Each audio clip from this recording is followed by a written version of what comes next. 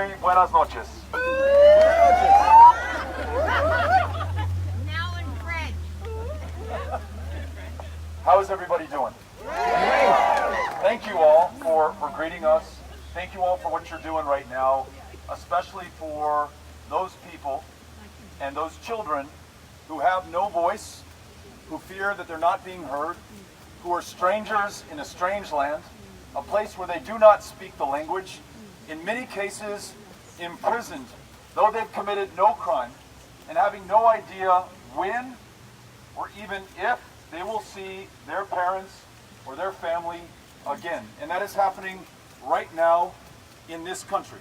In an effort to understand why any human being would make a more than 2,000-mile journey from the Central Triangle countries of Central America, the Northern Triangle countries of Central America, we went to Ciudad Juarez, our sister city, right across the river from El Paso, Texas, and went to Casa del Migrante to meet some of these asylum seekers and refugees after they had made this journey. And we met this one young family, a mother and a father and a 3 or 4-year-old child, and they told us about making that 2,000-mile journey from El Salvador and why they made it in the first place. The father had shown up to work that morning, 5:30 a.m., as he does every day, hard-working person trying to provide for himself and for his family. There he is met by gang members who tell him that they know who his wife is and who his child is, and that they will kill them unless he produces the money that they are requesting. He doesn't have the funds. He goes to the police department. The police tell him he had better get out of town, leave the country, and make his way for America. So doing what any human being would do, given the same set of conditions, what Amy, my wife, and I would do if it were the only way to save our kids, that family made that journey by foot, sometimes in a bus, sometimes atop, not inside of a train, known as the Beast or La Bestia, coming to this country.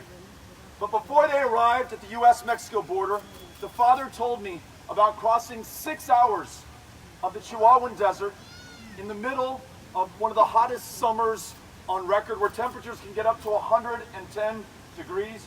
His child on his shoulders in the company of other asylum seekers, one of whom died from exhaustion and thirst and exposure to the elements. And the father told me, I did not know what to do. I just cried, I prayed to God, and then we continued.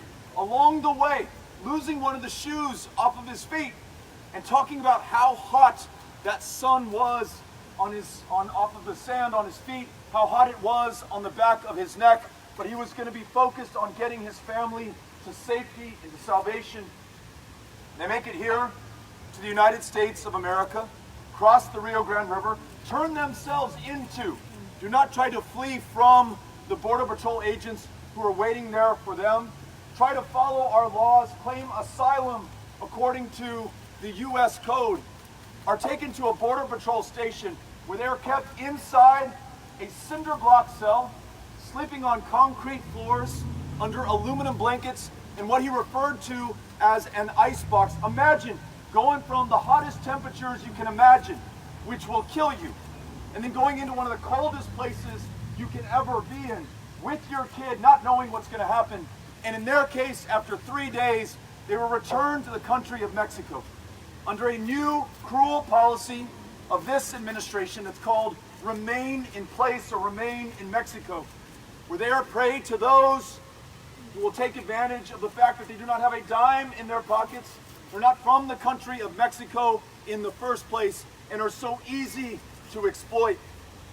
But we also know that there are some families and some children in particular who are apprehended and then are detained indefinitely. They're detained in places like Homestead in Florida, where there are 2,600 children being kept in military-style camps. We were able to go there and peer over the wall and see those kids walking in single file lines. And what we are told by those who've been able to get out of Homestead is you are not allowed to have any kind of human contact with the other children who are there, even your brother or your sister. Imagine the torture, the long-term damage that we are doing to these families. In Clint, Texas, just outside of my hometown of El Paso, there's a Border Patrol station that has kept thousands of children in these cinder block cells, toddlers as young as 5 months old without diapers, which means they are shitting themselves, they're shitting on the floor that they will sleep on that night. Kids a little bit older than them taking care of those toddlers to whom they have no relation whatsoever. Our government not providing toothbrushes or toothpaste or soap or a change of clothes for kids who sleep in their filth and the filth of other kids every single night in the wealthiest, the most powerful country on the face of the planet and in the whole of human history. That is what we are doing at this moment. And in fact, when you add up all of those children and all of the Border Patrol stations and all of the detention centers all across this country, you have the largest mass incarceration of children who have not committed a crime since the mass internment of Japanese Americans in the Second World War. And to a person, I bet we all believe that if we were alive and in a position to do something at the time in the 1940s, we would have stood up and against that injustice to make sure that based on their race and their ethnicity, we did not visit this injustice and cruelty on our fellow human beings.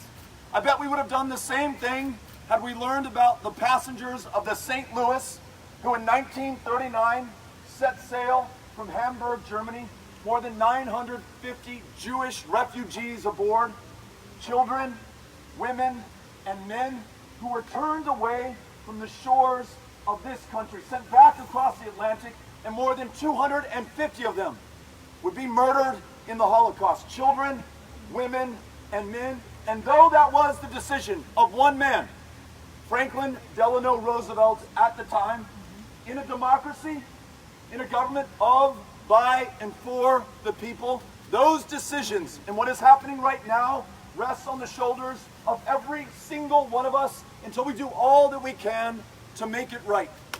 Here's how we do it.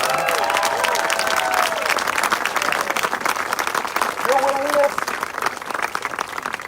to be here tonight, to join in others all across this country who have the courage of their convictions, good people of good conscience throughout the United States. This forms the political will, the pressure necessary to get those representatives in Congress and ultimately the person in the White House to reflect our urgency and our will on this issue. When we learned that children more than a year ago were being separated from their parents and housed in a tent camp in Tornillo, Texas, just outside of El Paso, we all went there to hold vigil, to bear witness, to testify back to our fellow Americans about what was being done in our name. And within nearly 6 months, that camp was closed down. We no longer had a practice of family separation or a zero-tolerance policy in the United States of America. All of us, together at this moment, need to do all that we can for those kids, for their families, to make sure that not only do we stop these practices, but that we spare no expense in reuniting every single family that has been separated, and being there for those families and for those kids for the long term, because I have been there when they have been reunited. An 8-year-old child who has not seen her mother for months looks nothing like my 8-year-old son when he hasn't seen me for months.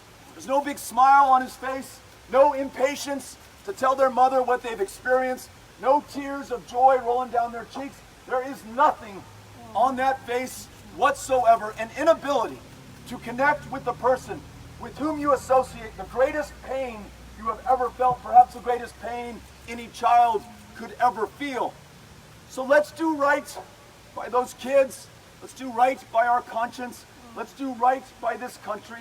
Let's make sure that we not only end the practice of family separation, we not only reunite those families, but we rewrite this country's immigration laws in our own image, following our own values in the best traditions of the United States of America.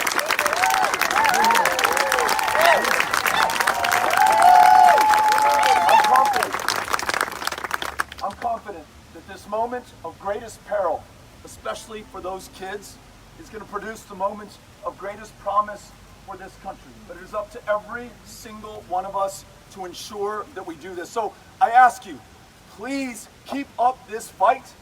Please continue to gather. Please continue to speak out and to speak up and to reach out to those who are in positions of public trust to make sure they reflect the urgency that we all feel on this issue. It is only then that this country will live up to its full potential. Thank you all for what you are doing. Thank you for having us out. We are very, very grateful. Gracias. Nos vemos. Thank you very much.